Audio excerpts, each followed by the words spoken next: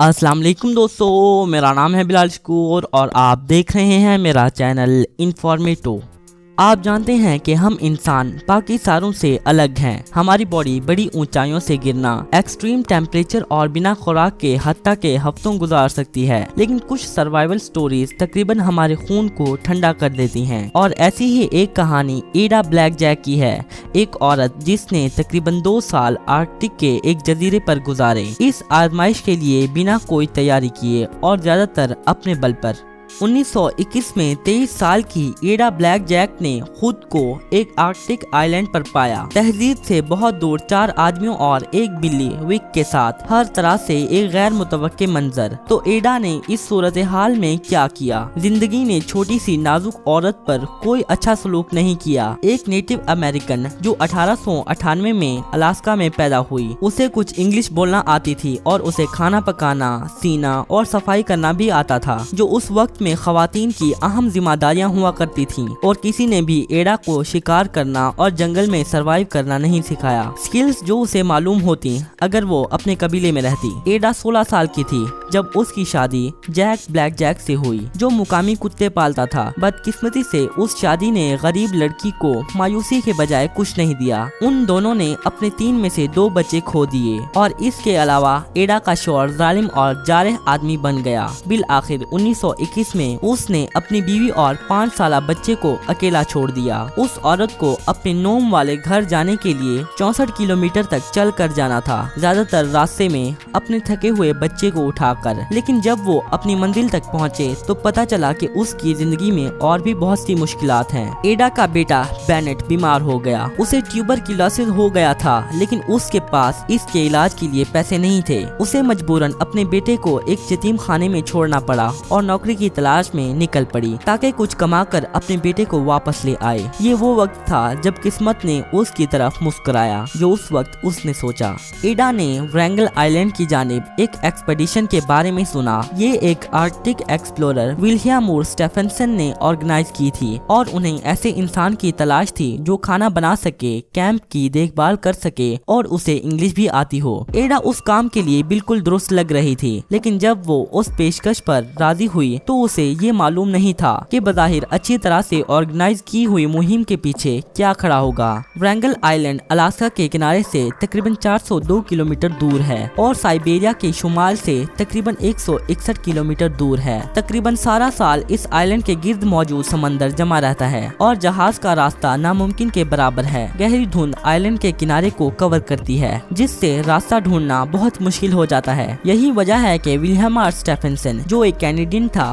उसने अपनी गवर्नमेंट को इस मिशन के लिए फंड देने को कहा। कनाडा ने सीधा इस खतरनाक सफर के लिए मना कर दिया। फिर भी एक्सप्लोरर ने अपने आइडिया को जाया नहीं किया और उसने जजीरे पर बर्तानिया का दावा करने का फैसला किया। उसने 4 आदमियों, एक बिल्ली और एडा के साथ एक ग्रुप को इकट्ठा किया और उन्हें 6 महीने की सप्लाईज और एक वादे के साथ भेजा कि एक शिप अगले साल और खाना और दूसरी सप्लाईज लाएगी। इंटरेस्टिंगली एक्सप्लोरर ने इसे खुद नहीं ज्वाइन किया। यही वजह है कि एडा 2 सालों तक व्रैंगल आइलैंड पर फंसी रही और यही एक गैर आबाद जमीन पर दावा करने का वक्त था। उस औरत के साथ वादा किया गया कि वहां अलास्का के और भी लोग होंगे, लेकिन जब जहाज किनारा छोड़ने वाला था तो वहां पर ऐसा कोई भी शख्स नहीं मौजूद था। फिर भी एडा को अपने बेटे को घर लाने के लिए पैसों की जरूरत थी और उस काम के लिए उसे जो तनख्वाह ऑफर की गई वो $50 महाना थी, जो एक कम उम्र माँ के लिए एक बड़ी रकम थी। औरत के पास मुत्तफिक होने के अलावा कोई चॉइस नहीं थी और 9 सितंबर 1921 को जहाज ने एडा के साथ किनारे को छोड़ दिया। मंसूबा ये था कि वो कैंप को ऑर्गेनाइज करेगी जब तक लोड के साथ जहाज वापस न आए, लेकिन जैसा कि अक्सर जिंदगी में होता है, मंसूबा बंदी के मुताबिक कुछ नहीं हुआ। पहले सब कुछ सही जा रहा था जैसा कि स्टेफेंसन ने वादा किया था, लेकिन फिर मौसम गर्मा आया और चला गया, लेकिन जहाज का कोई नामो निशान नहीं था। उन सब का कुछ खाना खराब हो गया और बाकी उन्होंने खा लिया। आइलैंड पर मौजूद लोग इतना ही जानते थे कि सप्लाईज वाली शिप बहुत देर बाद भेजी गई और फिर इसे वापस जाना पड़ा क्योंकि शिप का रास्ता जम गया होगा और नाकाबिले तस्खीर बन गया होगा। आइलैंड के लोग हैबत का शिकार होने लगे, उनकी खुराक तकरीबन खत्म हो गई थी। इसके अलावा वो कैंप के गिर्द 2 मील तक की लकड़ियां इस्तेमाल कर चुके थे और नकल मकानी बचने का वाहिद रास्ता थी। जनवरी में टीम का एक फर्द स्कर्वी से बीमार हो गया, जो एक खारिश की बीमारी है। बाकी लोगों ने फैसला किया कि वो कैंप के दूर मौजूद इलाके को देखेंगे ताकि वो खुराक तलाश कर सकें। एडा ने टूल्स, जियोलॉजिकल इक्विपमेंट्स, 3 सख्त ब्रेड के 9 किलो वजनी केसेस और 19 लीटर सील फैट को पैक किया। -69 डिग्री फ़ारेनहाइट में वो आदमी बाकी बचे सारे कुत्ते ले गए और बीमार शख्स की मदद के लिए एडा को छोड़ गए। अगले दिन शदीद तूफान आया। एडा ने दोबारा उन आदमियों को नहीं देखा। वो नाइट की देखभाल करती रही ताकि वो हिम्मत ना हारे।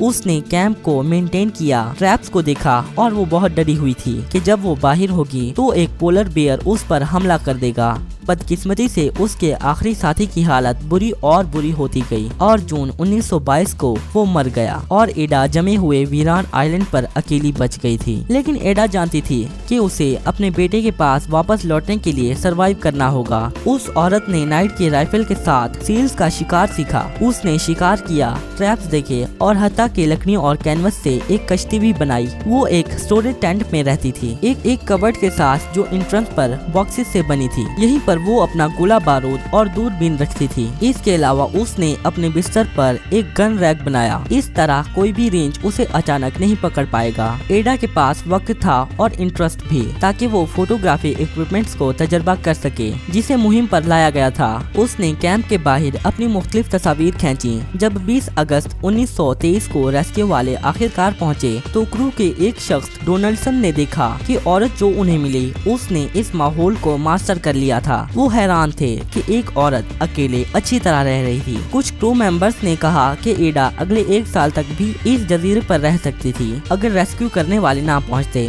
आखिरकार वो वापस आई और उसे अपनी तनख्वाह दी गई, बाय द वे उससे कम जिसका उसे वादा किया गया था। बाद में उसने उन पैसों को अपने बेटे को सियाटल में मौजूद एक अस्पताल में ले जाने के लिए इस्तेमाल किया, ट्यूबरक्यूलोसिस के इलाज के लिए। एडा ब्लैक जैक की कहानी अभी भी बहुत मुतासिरकुन सर्वाइवल स्टोरी समझी जाती है। जब वो अपने घर अलास्का वापस गई बदकिस्मत आइलैंड पर कदम रखने के 2 साल बाद, तो लोगों ने उसे एक हीरो बुलाया, द फीमेल रॉबिन्सन क्रूसो।